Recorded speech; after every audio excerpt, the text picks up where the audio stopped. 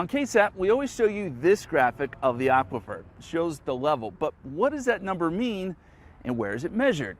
It's actually measured in this building here behind me. This is the J17 well. It's located at JBSA Fort Sam Houston, and they invited us inside today, so let's go take a look. Inside, a typical monthly checkup of the well is underway by Charles Crawford. Right there. So we'll bring it up and we'll get measurement.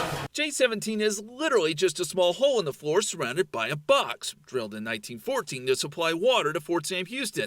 And while it's safe to say not much has changed, and this is pretty much the same method that they've been using to measure water wells for about 100 years. This isn't just any well. This is definitely one of the most important wells in Texas. It definitely, as far as statewide goes, has one of the longest histories. That's for sure. Continuous observations started at the well in 1932 by the U.S. Geologic Survey. The amount of historic data is what makes J17 so valuable to aquifer scientists, along with its location over the aquifer, of course. Nowadays, we get an electronic aquifer measurement every 15 minutes. So you can kind of see down hole there. So this well actually goes down to 874 feet. It's cased to about 600 feet cased, and then it's just kind of open hole rock from there on.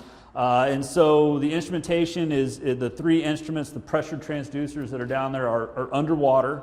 They have to be underwater to get the pressure. And then that information, like I said, is transmitted up through these cables over here to our data logger. From there, some conversions take place, so that number can be easily compared. It measures in pressure, and then we do a conversion that then converts that pressure to what we call the feet above the instrument, feet of water that sits above the instrument. So once we've got that, we know where the instrument is set at, then that's when we get the depth to water. So what we measure is from the top of the land surface to the top of the water is depth to water in feet. And then we do another little bit of calculation and we get the water elevation, which is the elevation of that water level in reference to feet above mean sea level. Trust me, it's a lot of math. But in the end, that's where we get this number that you see every day.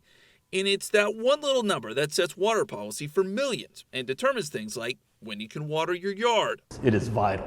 Making this well and this small white building a crucial piece of the system and a literal direct conduit to the aquifer.